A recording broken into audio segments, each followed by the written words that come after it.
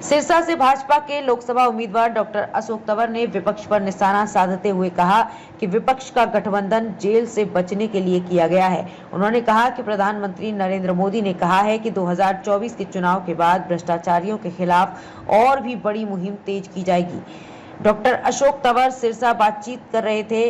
वहीं डॉक्टर अशोक तंवर ने कांग्रेस पर भी जमकर निशाना साधा। वहीं अशोक तंवर ने कहा कि कल पूर्व मुख्यमंत्री मनोहर लाल सिरसा आएंगे। वहीं रविवार को मुख्यमंत्री नायब सैनी भी सिरसा लोकसभा में कार्यकर्ताओं से मुलाकात करेंगे।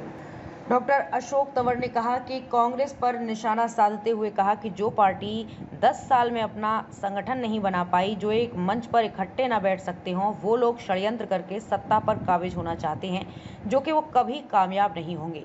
वहीं अशोक तंवर ने कहा कि विपक्षी गठबंधन की भी जेल में लगातार बुकिंग चल रही है।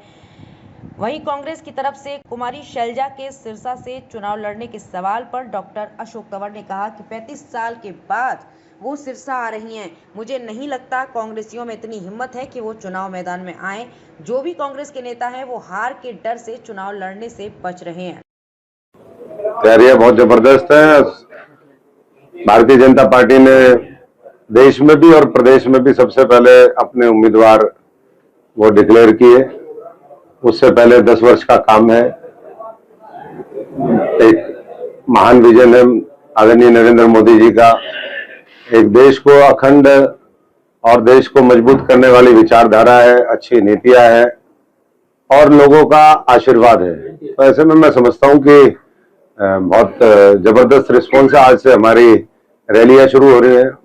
हरियाणा के मुख्यमंत्री नायब सैनी जी आज रैलियों आज से शुरुआत करेंगे। कल मनोहर लाल जी के प्रोग्राम है।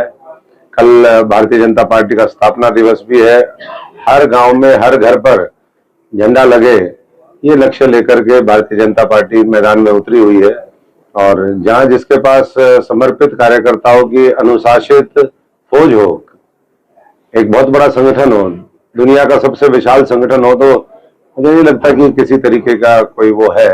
और लगातार आगे भी इसी तरीके से और जो हमारे कार्यक्रम होंगे, रैलियां 7 तारीख को टोहाना की रैली है, 10 तारीख को कालावाली की रैली है और 11 तारीख को फतेहाबाद की रैली है। और हमने जो भी वर्कर मीटिंग है वो कर ली है, जनसंपर्क हमारे जारी है। तो मैं समझता हूं कि ऐतिहासिक वोट के मार्जिन से हरियाणा की 10 की 10 सीटें जीतेंगी और सिरसा भी उसमें टॉप सीट्स में होगी। तो पार्टी 10 साल में अपना संगठन नहीं बना पाई, तो आप उसकी दिशा समझ सकते हैं कहाँ है। जहाँ एक मंच पर बैठ ना सकते हो, लोगों के बीच में जाकर के उनकी भलाई ना कर सकते हो, वो तो जो है केवल और केवल षड्यंत्र करके सत्ता पे काबिज होना चाहते हैं। जो मैं समझता हूँ कि षड्यंत्रों से कुछ नहीं होता, मेहनत करनी पड़ती है, संघर्ष करना पड़ता है। देखा, आज उनके गठबंधन को भी देख रहे हैं। ये तो जेलों से बचने के लिए, कि जेल में ना जाना पड़े, उसके लिए इस तरीके का जो है गठबंधन उन्होंने बनाया है। क्योंकि बुकिंग चल रही है जेल की, कोई 5 नंबर में, कोई 7 नंबर में, कोई 2 नंबर है तिहाड़ में, कोई 5 नंबर में है। और मोदी जी ने कहा है कि आने वाले समय में भ्रष्टाचार को खत्म करने के लिए और मुहिम हम तेज करेंगे 2024 के बाद। तो मैं तो धन्यवाद करता हूं।